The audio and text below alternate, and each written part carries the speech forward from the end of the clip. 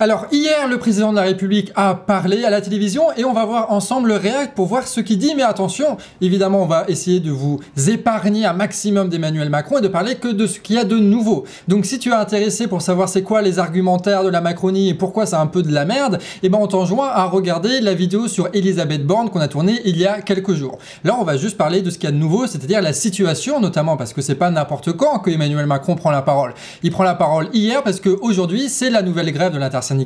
Il parlait hier parce que c'était au moment où les ouvriers et les travailleurs pouvaient encore déposer leur droit de grève, et il parle surtout à un moment où la situation en France devient un petit peu hors de contrôle, puisque tu as des manifestations sauvages un petit peu partout. Alors ils disent manifestations sauvages, ce sont en réalité des manifestations non déclarées, avec des jeunes, d'accord, et qui se font absolument partout dans le pays. Tu as aussi des blocages qui se font sur énormément de routes et c'est pas contrôlé par un Martinez, c'est pas contrôlé par un Laurent Berger, c'est pas des gens qui défilent derrière un ballon syndical. Non, ce sont des syndicalistes qui changent petit à petit leur mode d'action, ce sont les gilets jaunes qui sont en train de se reformer de plus en plus, ce sont de plus en plus de citoyens qui commencent à agir alors qu'avant ils ne le faisaient pas. Bref, c'est tout un pays qui se met en action pour bloquer l'activité et l'un des points les plus centrales, c'est au niveau des raffineries. Et c'est là aussi où tu as le plus de résistance, puisque les travailleurs là-bas, ils refusent les réquisitions et ils bloquent les sites pour empêcher tout le monde de travailler. Et on a notamment des images assez incroyables à côté de Marseille. On voit des raffineurs organisés qui font repousser les CRS. Et du coup, dans ce climat un peu de tension, dans ce climat un peu de hors de contrôle, eh ben, tu as pas mal de gens, même parmi les plus riches, qui sont en train de se demander, est-ce que Macron, il n'est pas en train de perdre un peu les pédales? Est-ce que Macron, il n'est pas en train de trop risquer par rapport à la réforme retraite? Et là, ce qu'on va écouter, ça va être l'interlocution de Macron au service des plus riches qui va faire en sorte de les convaincre que c'est bien lui le candidat qui est capable de protéger leurs intérêts. Et du coup, on va regarder tout ça. Quel plaisir. Adopté dans la commission mixte paritaire, puis voté par le Sénat, et en effet qui a été adopté par l'Assemblée suite à l'utilisation de l'article 49.3 et donc par un vote d'une motion de censure contre le gouvernement qui a échoué. Il est aujourd'hui devant le Conseil constitutionnel.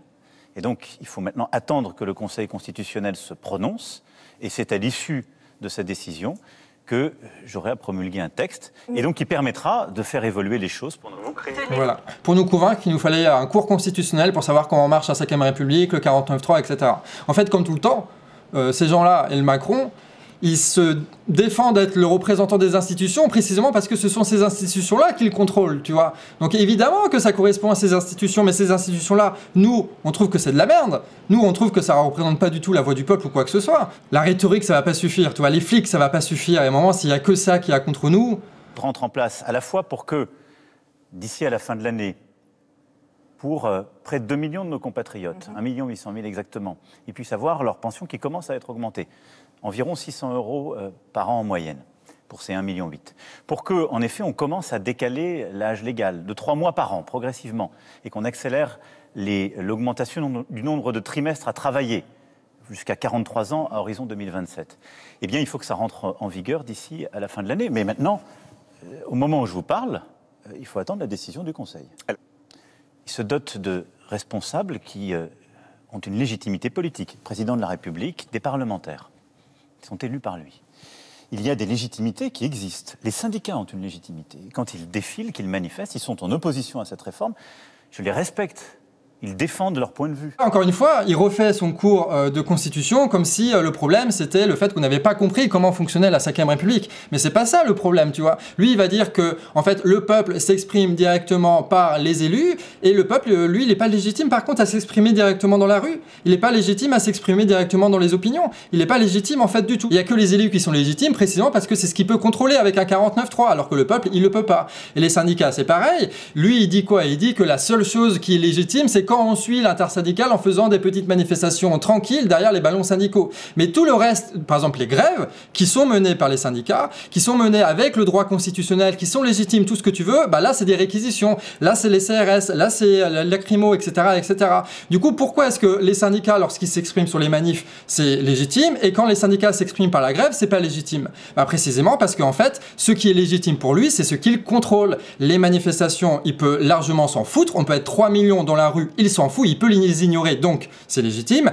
Les grèves, ça peut partir en vrille, ça peut faire en sorte qu'il y ait des pénuries, etc., etc., donc ce n'est pas légitime, d'accord? En fait, il change juste les mots pour cacher les enjeux de pouvoir qu'il y a derrière tout ça, alors que ça fait quand même 40 ans qu'il nous sert la même soupe, et qu'à bout d'un moment, on a quand même remarqué qu'il se foutait de notre gueule. Et lui, il a rien d'autre que de refaire ce petit tour de magie de politiqueur de merde en fait. Et puis c'est quand même du foutage de gueule qu'on dit qu'on s'exprime à travers la voix de nos représentants, précisément après avoir mis un truc en 49.3, après avoir voulu négocier avec les députés LR là, avec de la corruption un peu chelou, pour faire en sorte de choper leur voix, etc., etc. Enfin, tout a été fait pour bafouer la parole du Parlement en essayant de réduire la durée de la législation au maximum avec le 47.1 et en imposant un vote de censure avec le 49.3. Alors oui, c'est légal, mais c'est passé outre la représentation du Parlement, c'est passé du coup outre les syndicats qui sont tous contre ça et qui ont fait des manifestations records là-dessus, et c'est passé contre l'opinion du peuple qui est largement, majoritairement contre ce truc-là. Encore une fois, tout le contexte social n'existe pas. Ce qui est important, c'est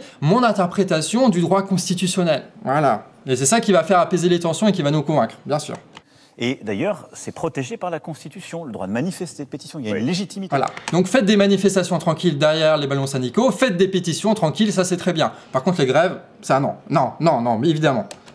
Et d'ailleurs, le gouvernement, comme le Parlement, a essayé de tenir compte de ces manifestations et d'intégrer une partie de ces colères. On y reviendra. À côté de ça, non. À côté de ça, le Parlement était contre la retraite à 64 ans, les syndicats étaient contre la retraite à 64 ans, mais Macron, lui, était pour, et du coup c'est un seul homme qui décide contre tout le reste, et pour lui c'est des négociations qui ont été menées, des compromis qui ont été faits, sauf que s'il y avait vraiment des compromis qui avaient été faits, les syndicats auraient été pour du coup, et les parlementaires auraient été pour, il n'y aurait pas eu besoin de 49.3. Dans le moment que vivent nos démocraties, quand des groupes utilisent l'extrême violence pour agresser. Et là, c'est vraiment le ton grave pour essayer de nous faire croire que ce qui est vraiment scandaleux, tu vois, c'est pas de buter des millions de personnes au travail avec une loi qui sert que l'intérêt des financiers. Non, non, ce qui est scandaleux, c'est les poubelles qui crament, évidemment. C'est ça qui est scandaleux, c'est ça, parce que les institutions sont gâchées, patati patata. En fait, ce qui est gâché, c'est pas du tout ça. C'est juste que la situation est hors de contrôle pour les riches, et que c'est ça qui est scandaleux pour eux, en vérité. Mais il va jamais l'exprimer comme ça, mais c'est ce qu'on comprend. Et c'est ça l'intérêt de l'écouter aussi, c'est qu'on peut comprendre ce qu'il y a derrière eux, les véritables enjeux, et qu'on commence à gagner du chemin quand même, au fur et à mesure. Sans règle absolue, parce qu'ils ne sont pas contents de quelque chose, alors là, ça n'est plus la République. Or, la démocratie... Convenez, Monsieur le Président, c'est un ordre... ce ne sont pas des propos qui sont à même d'apaiser. Pardon, ce sont des propos qui clarifient. Ce sont des propos qui clarifient. Quand les États-Unis d'Amérique ont vécu ce qu'ils ont vécu au Capitole, quand le Brésil a vécu ce qu'il a vécu, quand vous avez eu l'extrême violence en Allemagne, aux Pays-Bas... Alors, cette situation n'a rien à voir hein, entre le Capitole et ce qui se passe en France. Genre, c'est des trucs qui sont menés par les syndicats avec des manifestations sur une loi de la réforme retraite, tout ça, ça n'a rien à voir avec le Capitole. C'est totalement débile de faire ça. La seule chose qu'il fait, c'est qu'il prend des imaginaires, tu vois. Il prend des imaginaires de désordre que les petits bourges, ils aiment pas. Ils aiment pas quand ça manifeste et que ça brûle des poubelles quand ils sont d'extrême gauche, tu vois. Et ils aiment pas quand ça part en couille et qu'ils essaient de prendre le Capitole comme l'extrême droite, tu vois. Et du coup, il prend ces trucs-là, il les mélange, il fait des liens entre ce qui se passe, machin, sans vraiment expliquer, sans être explicite, etc., etc., pour faire une espèce de gros paquet de tout ce qu'on devrait détester. En réalité, c'est pas qu'il essaie de convaincre les gens, c'est qu'il essaye de reconstituer sa classe, tu vois. La bourgeoisie, il va dire, nous sommes contre ceux qui sont le Capitole, nous sommes contre ceux qui perdent le contrôle, nous sommes contre ceux qui brûlent des trucs, etc., etc.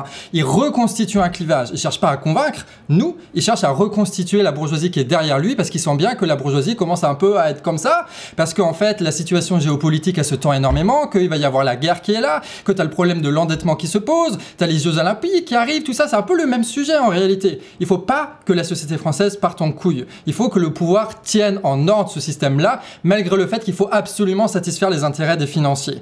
Et du coup, il va prendre tout ce qui sème le désordre, le mettre dans le même paquet, le condamner et dire que c'est pas républicain, pas démocratique, etc., etc., et se présenter comme l'opposant à tout ça.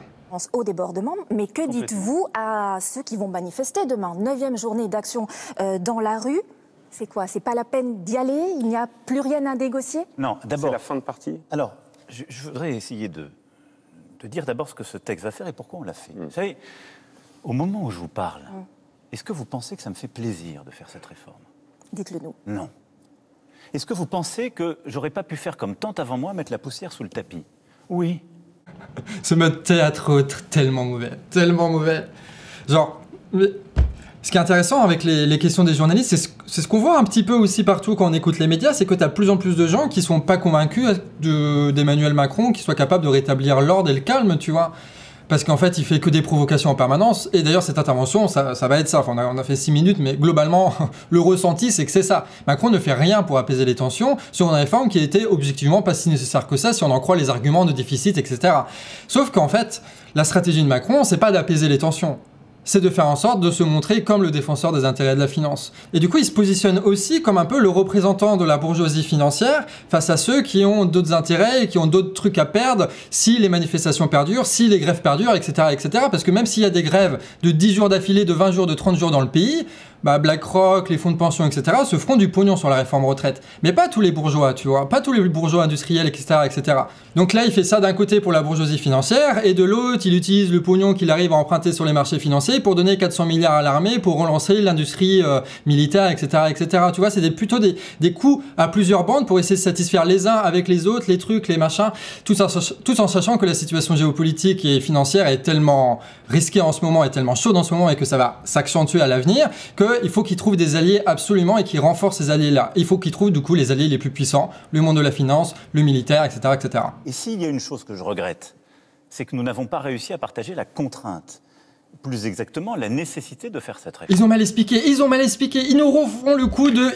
On n'a jamais été aussi politisé dans ce genre de contestation. On est tous au courant de ce qui se passe avec la réforme retraite. On a tous ces arguments, d'accord? On n'a jamais été aussi compétents. On est beaucoup plus compétents qu'eux quand on regarde ce qu'ils font à la télévision, quand ils changent d'avis en permanence, et quand ils se font dégommer par tous les journalistes ou par tous les opposants, ok? Donc ça, c'est ce qu'il dit, et c'est énervant, et ça nous énerve, ok? Mais qu'est-ce qu'il y a derrière tout ça? L'objectif, c'est de faire en sorte que tous ceux qui n'ont pas des arguments précis sur la réforme retraite soient convaincu par tout ce qu'il va dire après. Parce que si lui, il est plus convaincant que les quelques interventions que les gens ont vues à la télévision de la CGT ou je ne sais quoi, et bien en fait, les gens, ils vont croire que nous qui contestons la réforme retraite, on n'est pas aussi convaincant qu'Emmanuel Macron. Et du coup, ils vont pas rejoindre la mobilisation. Ce qu'il essaye, c'est de faire en sorte de ne pas massifier les choses, d'accord? On est des millions à bien avoir compris que c'était de la merde et nous, il va jamais nous convaincre, mais il y a des millions de personnes qui sont pas totalement convaincues parce que la télé dit de la merde. Et c'est précisément sur ces gens-là que Macron vise pour essayer de faire en sorte que ça dépasse pas et que ça se prolonge pas le mouvement social.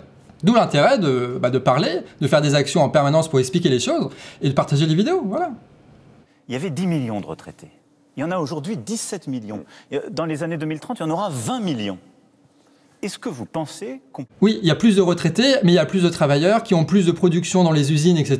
Et on n'a jamais autant produit en France, et on n'a jamais autant produit avec aussi peu de travailleurs en France, malgré la désindustrialisation massive qui est mise en place, tu vois. Tu vois, c'est tous les arguments économiques qui n'ont aucun sens. Si on manque de cotisation, on n'a qu'à faire travailler les chômeurs, ou alors on n'a qu'à augmenter le taux de cotisation, ou alors on n'a qu'à choper du pognon ailleurs, et puis si on parle du pognon, de l'évasion fiscale, etc., ça représente des milliards et des milliards. En fait, plus ça va, plus leurs argumentaires sont débiles, plus c'est facile pour nous de les démonter, et plus c'est massif, et plus c'est radical l'opposition, tu vois. Et c'est ça aussi la dynamique qui joue avec nous. C'est ça qu'il faut comprendre, c'est que tout ce qu'il dit, il y a aussi des réactions qui nous avantagent. Plus il va dire de la merde, plus ça va être facile de le détrôner. Du coup, plus c'est important de faire des actions pour que les gens comprennent, et du coup, plus ces actions vont être réprimées par la police, parce que ça va être le seul argument qui va rester, parce que ça va être le seul moyen qui va rester à Emmanuel Macron pour essayer de contenir un petit peu l'opinion publique. Du coup, vous savez ce qu'il vous reste à faire. Macron donne la ligne, encore une fois. C'est bien d'écouter ses adversaires. Les mêmes règles. On rentre de plus en plus tard dans la vie professionnelle. On vit, et c'est une chance, de plus en plus tard. Nous avons un système par répartition qui fait que c'est nous, les actifs, qui finançons aujourd'hui les retraites. Ce même enfoiré, il y a 3 ans, disait que le système par répartition n'était pas juste, qu'il fallait passer par la réforme à points, tu vois. L'argumentaire qu'ils ont, c'est juste des costumes qui changent en fonction des intérêts, de la situation, de ce qu'ils veulent faire, etc., quoi. Bon, même si on aime bien écouter Emmanuel Macron, on va passer tous ces argumentaires en mode oui, la réforme retraite, c'est pour sauver le système par répartition parce qu'on ne veut pas augmenter les impôts ou baisser les pensions, machin, pour faire plaisir aux retraités, pour faire plaisir aux patrons, machin. Alors que tout ça, c'est de la merde. On sait très bien que le système n'est pas déséquilibré, on sait très bien où est le pognon, etc., etc. On en a parlé dans plein de vidéos, donc on va passer ces trucs-là et on va regarder ce qu'il y a de nouveau chez Emmanuel Macron pour s'épargner un petit peu d'Emmanuel Macron dans cette vidéo. Ça peut être pas mal. Nous avons un problème de pouvoir d'achat en raison de l'inflation, de la difficulté. Ou des entreprises, Monsieur le Président. Non. Et de mettre les entreprises à contribution, alors, ce qui n'est pas le cas aujourd'hui dans le financement. Non, parce que je vais venir, c'est pas comme ça que marchent les retraites. Les retraites, c'est des cotisations des actifs pour les retraités. La troisième solution, c'est de dire au fond, j'acte que mon système de retraite a un déséquilibre, et c'est le budget de l'État qui va le financer par ailleurs. Et alors, comment on fait quand c'est le budget de l'État? Soit on augmente les impôts. Nous sommes l'un des pays occidentaux qui a les impôts les plus hauts. Moi, je crois dans la réindustrialisation du pays, j'espère qu'on y reviendra, on l'a défendu, on est en train de gagner cette bataille, c'est pas pour faire l'inverse. Deuxièmement, on pourrait dire, c'est aux dépens d'autres prix. Donc là, ce qu'il dit en gros, c'est qu'il est capable d'assumer une situation de risque politique très tendue pour pouvoir satisfaire le projet de réindustrialisation, en gros, c'est-à-dire l'État qui file des milliards aux gros industriels pour planter des usines, pour essayer de concurrencer les États-Unis et la Chine, tu vois, dans la réorganisation du monde. Donc tout ce qu'il dit, c'est à la bourgeoisie industrielle, il est capable d'assumer cette violence-là, et c'est pour ça qu'il a filé 150 milliards d'euros au patron en 2022, tu vois. Il est capable d'assumer tous les risques politiques pour satisfaire les intérêts des industriels, pour satisfaire les intérêts des financiers. Dans une situation où, encore une fois... On ne peut pas prendre cet argent pour le mettre sur les retraites. Et alors la formule magique, qui est implicitement le projet de toutes les oppositions, et de tous ceux qui s'opposent à cette réforme, c'est le déficit. Mais qu'est-ce que c'est le déficit? Ça veut dire, de fait, que vous choisissez... Le mec file 150 milliards aux entreprises sans condition, et il va nous parler de déficit? Vraiment? Vraiment? De faire payer vos enfants, parce qu'aujourd'hui, vous refusez de décider avec clarté et courage. Regardez, vos collègues du Parisien avaient fait... Il veut essayer de convaincre les gens de crever au boulot pour que les enfants ne soient pas endettés, tu vois. Vraiment, c'est ce niveau-là de culpabilisation, ce niveau-là d'argumentation politique, quoi. Vos collègues du il a pris un graphique, il a pris un graphique. J'ai arrivé de la convoquer. Je suis instantanément convaincu. Nous sommes le pays d'Europe qui, avec la Suède... Là, il y a eu des débunkages de fous aussi, hein, d'accord. Donc, allez regarder sur Internet si ça vous intéresse. Tout ce qui est dit là, c'est du bidon, c'est en dehors du contexte, c'est juste des chiffres qu'ils mettent, encore une fois, pour nous faire peur. Avec la Suède, qui a un autre système et un autre modèle, mais on est ensemble... Regardez, tous les autres sont entre 65 et 65. On entend vos arguments, Monsieur le Président, mais pourquoi est-ce que vous n'avez pas été compris? Mais parce qu'il y a une volonté, d'abord. Ce sont des journalistes. Ils sont payés très cher, ils ont des beaux costumes pour poser ce genre de questions. Parce que je vous le dis très sincèrement... Monsieur le Président, ces graphiques, on les montre depuis le début. Oui. La pédagogie, vous l'avez fait depuis le début. On les montre depuis le début. Bon, on va pas faire complotiste, mais il dit on les montre depuis le début quand Macron met le même graphisme que les journalistes. Bon. On n'a pas forcément envie d'entendre la réalité, mais je vous dis, cette réforme, ça n'est pas un luxe, ça n'est pas un plaisir, c'est une nécessité pour le pays. Ensuite, vous pensez l'avoir mal expliqué, monsieur? Je pense qu'on peut prendre ses responsabilités dans un système démocratique où les élections ne sont pas très tardives, ni celles des parlementaires, ni celles du président, et où, sur les fondamentaux d'une réforme, après il faut la compléter, il faut entendre ce qui se dit, je vais y revenir. Et je pense que beaucoup de choses qui se sont dites ne sont pas sur les retraites. Et y compris les colères qui s'expriment aujourd'hui. Nos pêcheurs, par exemple, s'expriment à Rennes, c'est pas les retraites le cœur de leur problème. C'est des réglementations, des jugements qui leur tombent dessus. Bon, il faut les entendre et les aider. Beaucoup des colères qui se sont... Il prend que l'exemple qui remet pas en question les intérêts de ceux qui protègent quand même. Hein. Juste, il y a trop de réglementations pour la pêche. C'est le seul truc qui est hors dehors du truc des retraites. Quoi. Je veux y revenir et pouvoir en parler. On y viendra. Mais notre système aujourd'hui, nous devons le réformer. Et donc je le fais en responsabilité, par le sens de l'intérêt général. Il y a une partie des oppositions qui ont eu le sens des responsabilités. Et je vous le dis ici aussi, il faut les respecter et les associer. La majorité au Sénat n'est pas une majorité qui soutient normalement ni le président de la République ni celle de l'Assemblée. Elle a enrichi ce texte, elle l'a modifié, mais enfin elle a adopté quelque chose qui va dans le même sens. Ils ont notamment fait des contrats spéciaux pour les plus vieux qui sont avec moins de cotisations, ce qui va permettre aux entreprises de payer des vieux sans payer les caisses de retraite quoi, et la sécurité sociale. C'est ce genre de compromis qui a été fait avec le Sénat, tu vois. Évidemment qu'il les met en avant, évidemment. Du coup, il y a le peuple qui est pas républicain, qui doit être chez les élus juste ça, et les élus, tu as ceux qui sont responsables et ceux qui sont irresponsables. Donc tu as ceux qui sont responsables, c'est ceux qui votent le texte, et ceux qui sont irresponsables, c'est ceux qui ne votent pas le texte. Voilà. Je note que le secrétaire général de la CFDT, pour qui j'ai estime et respect... Là, il voit bien que l'intersyndicale est en train de se diviser. Il a intérêt à ce que la CFDT arrête de manifester contre la réforme en retraite parce que c'est eux qui montent le nombre, tu vois. Il a intérêt à ce que eux se détachent. Et du coup, il va dire que ceux qui sont responsables, évidemment, ce sont ses futurs amis de la CFDT, les Laurent Berger, etc. Et que ceux qui foutent la merde, c'est la CGT qui ne fait rien pour empêcher les raffineurs de bloquer les trucs. Encore une fois, il ne fait que désigner ses ennemis et ses alliés dans ce truc-là. Il est que en train de reconstituer un clivage avec la nouvelle situation politique qu'on lui impose avec les grèves et les manifestations. Et la CFDT, en plus, ça a toujours été des traîtres, tu vois, historiquement. Enfin, depuis ces dernières années, en tout cas.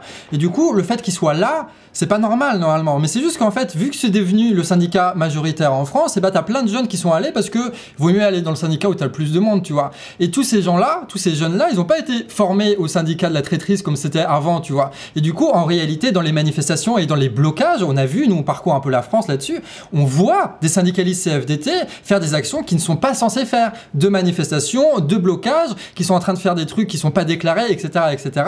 Et ce qu'il dit, du coup, c'est... Et du coup, il y a cette opposition-là entre les cadres de la CFDT qui sont normalement les traîtres, qui font en sorte de négocier, machin, machin, et qui sont les alliés du gouvernement, et la base qui fait pression et qui n'acceptera jamais que Laurent Berger se couche. Et du coup, Macron est conscient de cette contradiction-là, et il appuie le plus fort possible sur ses alliés.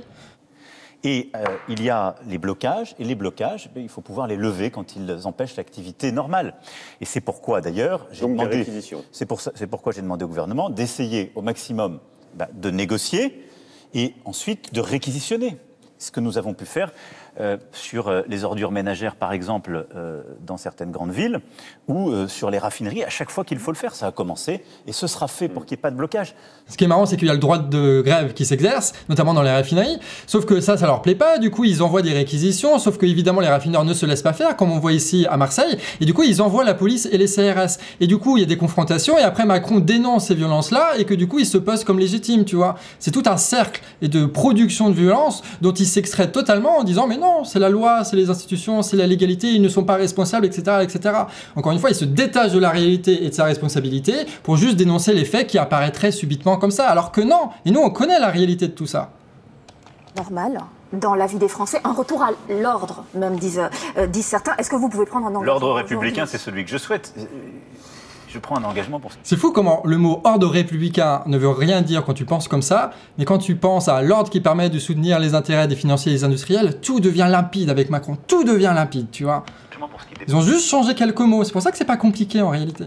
Cette taxation des super-profits, nous l'avons déjà fait pour les énergéticiens. C'est ce qu'on a construit au niveau européen. C'est ce qui nous permet d'ailleurs de financer le bouclier face à l'augmentation de l'énergie. Et c'est ce qui fait que vous payez par mois une augmentation de 20 € environ, entre 20 et 30 € sur votre électricité et votre gaz, au lieu de 180 ou 200 €. Quand il dit ça comme ça, t'as l'impression que c'est pertinent, tu vois. Il y a même une solidarité derrière tout ça. Mais si on réfléchit un petit peu aux chiffres, etc., en fait, le bouclier fiscal, ça coûte plusieurs milliards à l'État, sauf que ce que ça rapporte, le truc européen qui a été fait beaucoup trop en retard, c'est quelques centaines de millions. Donc en réalité, ceux qui payent le fait qu'on ne paye pas trop cher l'électricité, c'est nous avec les impôts, etc., l'endettement, le fameux déficit, etc. Sauf que le souci, c'est que l'augmentation des prix des énergies, c'est pas quelque chose qui tombe du ciel. Tout ce qu'on a payé en plus dans l'électricité, c'est parce qu'il y a eu une libéralisation du marché de l'électricité en France. On n'aurait pas dû avoir d'augmentation parce qu'on est sur le nucléaire. Et les milliards d'euros que se sont fait toutes les entreprises pétrolières et gazières dans le monde montrent bien que c'est pas un problème que les énergies augmentent au niveau du prix, c'est que le vol de ces entreprises-là augmente. En gros, ce qu'il dit, c'est que nous payons par nos impôts le fait que des entreprises qui se font de milliards de profits peuvent continuer à augmenter les prix de l'énergie. Et c'est ça qu'il appelle la solidarité nationale et républicaine, tu vois. C'est marrant, non ? Ça, on l'a financé en taxant les super-profits des énergéticiens. Là, je dis, on a des grandes entreprises... C'est ça, il n'y a pas de chiffres quand il faut, quoi. Sont en train de racheter leurs actions, ont des contributions exceptionnelles, il faut trouver la bonne technique, mais... Et ça, c'est toujours comme ça chez Macron. Tu as les annonces à la télé, et puis après, le gouvernement qui va faire ça, qui va tarder à le faire, et qui va avoir des conditions, évidemment, que fait que ça va pas se respecter, etc., etc. Lui, il profite des effets d'annonces floues, et après, le gouvernement va prendre dans la gueule, parce qu'ils sont là pour ça, qu'ils sont payés pour ça, que c'est que des pions, ils vont prendre dans la gueule le fait qu'en réalité, ça va pas être mis en place. Et les médias vont beaucoup moins parler de ça que de tout le reste. Donc, évidemment, on connaît un peu aussi ces enjeux qu'il y a derrière ça, quoi. La deuxième chose, c'est qu'aussi beaucoup de travailleurs disent, vous nous demandez des efforts. Il y a des gens qui travaillent jamais, ils ont quasiment la même vie. Eux, ils vont jamais travailler, ils auront le minimum vieillesse. C'est pour ça qu'il faut très vite engager. Faites une guerre entre vous, les pauvres, là. Regardez. Putain, on va tous crever avant l'âge de la retraite. Et lui, ce qu'il dit, c'est « Oh là là, il y a quand même des pauvres qui profitent du minimum vieillesse. Hein. » C'est quoi? C'est 600 balles le minimum vieillesse? Arrêtez vos conneries, quoi. Donc en gros, il dit « Il faut être solidaire avec les pétroliers, mais pas avec ceux qui sont privés d'emploi parce qu'il y a des millions de fucking putains de chômeurs en France et qu'il n'y a pas les emplois disponibles. » Tu vois? La situation est intenable pour tout le monde, d'accord? Y compris ceux qui bossent. Et c'est bien pour ça qu'on manifeste et qu'on va continuer à manifester d'ailleurs et que de plus en plus de personnes, notamment des classes moyennes, vont continuer à se mobiliser.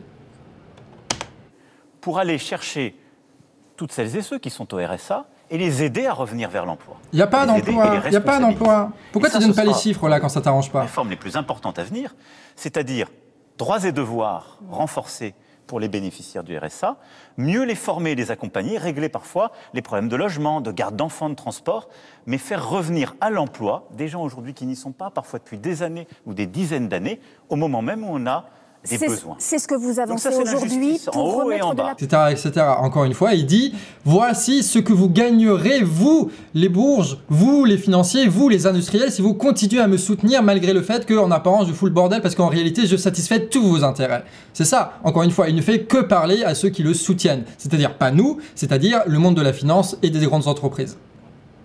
À côté de ça, il y a ce qu'on entend, c'est aussi des protestations sur le travail. Ok, non, c'est pas Macron qui va dire c'est quoi nos contestations. Voilà. On est très grand pour le dire nous-mêmes et lui ne comprendra jamais rien à ça. Donc ne fais pas genre, petit Macron, fais pas genre. À juste titre. C'est précisément parce qu'on sait le dire et le manifester que ça l'emmerde d'ailleurs. Donc là, il essaie de reprendre notre voix, sauf que non, ça va pas se passer comme ça. Dans l'agroalimentaire, en Bretagne, dans certains métiers encore postés, dans l'industrie, dans le centre de la France, les métiers aussi du soin, les éboueurs, les égoutiers. Bon, ces métiers difficiles. Ils disent à 60 ans, on a le dos cassé, on est épuisé. C'est vrai. Mais si on est honnête avec nous-mêmes, c'est pas 62 ou 64 ans qui est le problème. Le problème, il est à 55 ou 58 ans. Alors, c'est quoi? Et donc, le vrai sujet qui a commencé à être ouvert par le gouvernement comme par les parlementaires dans ce texte. En fait, il dit ça parce qu'ils ont des privilèges, évidemment. Les éboueurs ont des privilèges. Je sais pas si vous avez remarqué, mais les éboueurs ont des privilèges. Du coup, il faut être contre ceux qui ont des privilèges. Évidemment, c'est pas Macron et les financiers qui ont des privilèges, c'est les éboueurs. Évidemment, c'est ça la société. Évidemment, on va le croire. Colère s'exprime pour Non, vous fassiez des propositions Je suis en supplémentaires. train de vous dire que 12 fois plus de chômeurs que d'emplois vacants. Voilà.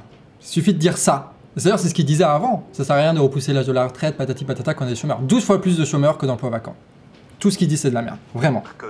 la deuxième chose, c'est la progression de la carrière. Beaucoup de gens qui manifestent disent, il y en a qui bossent pas. Ce que je dis, ils répondent par la loi travail et le système de droits et devoirs, de formation et d'accompagnement. Non, il essaye de nous monter les uns contre les autres. D'un côté ceux qui manifestent, de l'autre côté ceux qui ne manifestent pas et qui ne voient des manifestations que ce qu'on voit à la télévision, d'accord? Et c'est là où le jeu médiatique et le jeu politique s'entre-nourrissent et s'entre-légitimisent et qu'on est face à un putain de système de merde d'ailleurs et qu'il suffira pas de dégager Macron, qu'il va falloir tout changer si on veut que quelque chose change dans ce putain de pays. Mais ne comptez pas sur nous en tout cas pour division entre pauvres, on sait très bien où va l'argent, on sait très bien pour qui on paye en permanence. De formation et d'accompagnement des bénéficiaires du RSA. Mais ils nous disent aussi, au fond, le travail ne paye pas assez. Alors là aussi, je vais vous dire, on a fait beaucoup de choses. On a fait, en 2019, la prime d'activité augmentée de 100 € au niveau du SMIC. Jamais les SMICards n'ont autant eu leur pouvoir d'achat augmenté depuis des décennies. L'inflation, il y a 10%. Juste faire. On a augmenté ces 18 derniers mois le SMIC en France de 9,5%. Plus que l'inflation. Néanmoins, il faut entendre ce que nous disent nos compatriotes qui manifestent sur ce sujet, qui n'est pas celui des retraites, mais du travail qui doit payer. Donc nous, le peuple français, on n'est pas légitime à s'exprimer parce qu'il n'y a que les élus qui sont légitimes à ne pas s'exprimer vu qu'il y a le 49.3, mais nous, le peuple, soit on est des profiteurs parce qu'on a des statuts particuliers, parce que les éboueurs sont des privilégiés, parce qu'ils vont partir à la retraite qu'à 58 ans maintenant, quel privilège! Soit on est des fraudeurs parce que le RSA quand même, machin, on travaille pas alors qu'on reçoit plein de thunes et qu'on vit gracieusement face à ça. Le RSA, c'est 800 millions de fraudes par an. L'impôt sur les sociétés des grandes entreprises, la fraude, c'est 27 milliards par an, d'accord? Pourquoi il ne parle pas des chiffres quand il faut parler des chiffres pour bien se rendre compte de ça? C'est quand même bizarre. Et le troisièmement, si on n'est ni des fraudeurs ni des profiteurs, eh ben c'est juste qu'on a mal géré notre carrière parce qu'on aurait dû faire des reconversions, mieux aménager notre truc parce que c'était trop écrasé, patati patata. Que juste il n'y a pas de taf en France, il y a 12 fois plus de chômeurs que d'emplois vacants, donc ce n'est pas possible. Tu peux faire toutes les réformes de formation que tu veux, c'est débile. Mais il essaye de nous monter les uns contre les autres. Évidemment, il veut absolument éviter le clivage entre le peuple et les élites. Voilà, donc vous savez ce qu'il faut faire et marquer sur les tracts maintenant. Dire, tout va bien se passer, on a un modèle social formidable, vous aurez de plus en plus de droits et on va de moins en moins produire. Ça ne marche pas. C'est un mensonge. Et donc, qu'est-ce qu'on fait depuis 2017 ? On mène... Donc là, il parle des conséquences. Genre, ça tomberait du ciel que tu aies des millions d'emplois industriels qui ont été supprimés. Mais en réalité, tout ce qu'il dit, c'est des décisions politiques. Qui a décidé d'entrer dans l'Union européenne? Qui a décidé de faire de l'Union européenne un monstre néolibéral qui fait que les capitaux circulent de partout, que les marchandises circulent de partout et que tout le monde est en concurrence avec ceux qui produisent pour le moins cher? Qui a autorisé toutes les entreprises à partir en Chine, à partir dans l'Europe de l'Est, à partir aux États-Unis? Qui a fait pendant des années et des années une politique qui a produit cette désindustrialisation? Encore une fois, ils ignorent les causes politiques pour se faire défenseurs de ce qu'ils ont produit, ces enfoirés-là. Et de l'autre côté, c'est nos vies en fait qui ont été détruites. C'est toutes les villes industrielles qui sont les nôtres, qui sont dépeuplées avec plus aucun commerce, plus rien du tout. C'est aujourd'hui le fait qu'on est dans un chômage massif. Sachant que les industriels et tout ça, ils ont bien compris le message, c'est que on va pas remettre en cause la libre circulation des marchandises, des capitaux, machin pour machin. Évidemment, parce que ça voudrait dire aux industriels de pas faire du tout de profit. Ce que va faire l'État, c'est juste mettre en place des milliards et des milliards et des milliards de subventions pour que ce soit encore plus rentable de le faire en France qu'en Chine, tu vois. C'est ça qui qui se passe. Donc, il va pas du tout faire en sorte de profiter, il va pas du tout faire en sorte du coup de revenir sur toutes les lois qui ont été mises en place, il va juste faire en sorte de dépenser des milliards et des milliards de notre argent public pour que les industriels puissent encore plus se gaver tout en disant que lui, il peut réindustrialiser le pays. Mais au final, c'est toujours nous qui payons et qui assumons jour après jour toutes les conséquences de cette austérité, de ce travail, etc., etc. Faire le Hauts-de-France que je connais bien, on va y faire un des bastions des batteries électriques pour notre pays et notre continent. L'Est de la France, où on va le faire sur l'hydrogène. Donc là, il répond à toutes les angoisses des industriels qui voient les États-Unis absorber tous les capitaux et tous les marchés qui existent, tu vois. Où on va le faire sur l'hydrogène et sur l'énergie, etc., etc. Donc oui, on va continuer à avancer, à marche forcée. Pourquoi ce bilan, ces réussites, selon vous, l'emploi, la réindustrialisation, la baisse Pas selon moi, ce sont des chiffres. du chômage, 7,2% le taux de chômage. Tu vois, il n'y a aucune contestation par rapport aux journalistes et Macron, ça fait très longtemps qu'il n'a jamais débattu. Tout est sous contrôle en permanence dans les beaux palais de l'Élysée avec les journalistes qui sont contrôlés sur le volet et qui ne font que de lui donner la parole. Avant, il était face à Bourdin, Edwy Plenel, avant, il allait dans les débats, etc.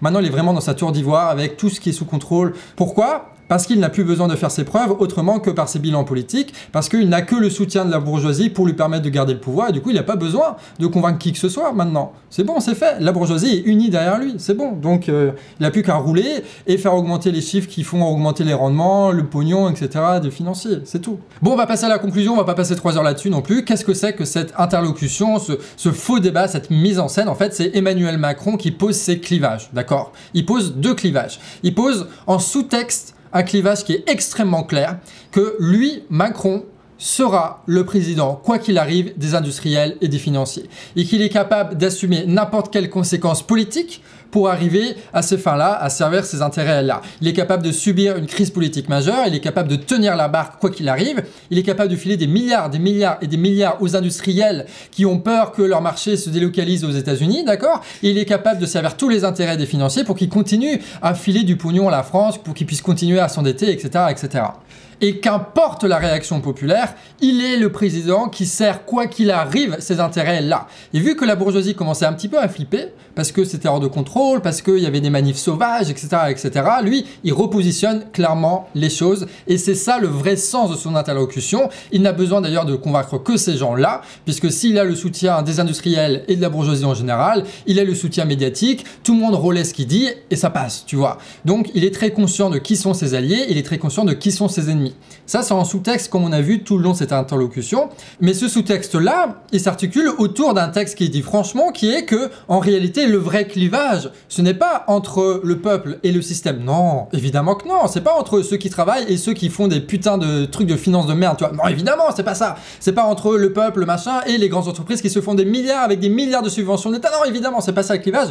Le clivage, c'est ceux qui sont au RSA et ceux qui travaillent et qui sont en train de se faire bouffer par l'inflation, tu vois. C'est les gens qui sont respectables et les gens qui ne le sont pas. C'est les gens qui manifestent et les gens qui ne manifestent pas. Ce sont les gens qui font grève et ce sont ceux qui ne font pas grève. C'est-à-dire que le clivage pour lui doit absolument se faire entre les pauvres et entre notamment ceux qui ne sont pas en contact avec les manifestations, ceux qui ne sont pas en contact avec les organisations qui sont en train de se monter un petit peu partout et qui contestent la réforme retraite. Parce que tant que les gens ne font que regarder la télévision et écouter Emmanuel Macron, ils ont l'impression que les manifestants, c'est ce qu'il dit. Des gens qui font que de la casse, qui sont pas respectables, qui profitent, machin. Et donc il essaie de faire une déconnexion entre ceux qu'on n'a pas encore sensibilisés, ceux qu'on n'a pas encore touchés, ceux qui sont pas encore dans les manifestations, et nous qui organisons toutes ces actions-là. Et donc, en réalité, Macron, en faisant ça, il donne toute la ligne en fait de ce qu'on doit faire. C'est pour ça que c'est incroyable ces interlocutions.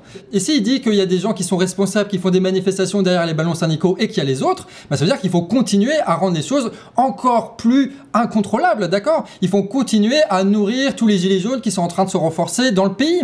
Il faut continuer à donner de la force aux syndicalistes qui continuent à désobéir un petit peu aux ordres et qui organisent des actions de blocage partout. Et il faut faire en sorte que tous ceux qui sont en train de se politiser avec tout ce débat sur la réforme retraite rejoignent le mouvement et fasse en sorte qu'on arrive à discuter tous ensemble pour que, qu'importe ce que dit la télé, on ait notre propre discours qui est basé sur notre propre réalité et cette réalité-là ne dira jamais la retraite à 64 ans, cette réalité-là ne dira jamais la présidence à Macron. Cette réalité-là nous pousse à tout changer si on veut que quelque chose change et c'est précisément ce qu'il faut faire. D'accord? On va pas laisser passer ça parce que c'est une question de survie. Et puis t'as la guerre, et puis t'as l'écologie, bref, t'as tout un système, toute une actualité, toute une situation qui nous oblige à devoir nous organiser pour tout changer. C'est ça le défi de notre époque et c'est ça qu'il va falloir relever, quoi.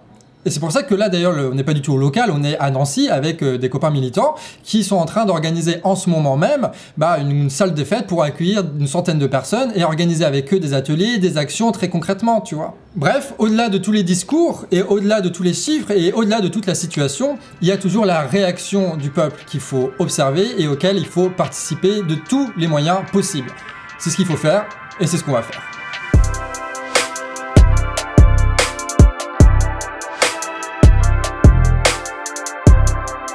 Ouais.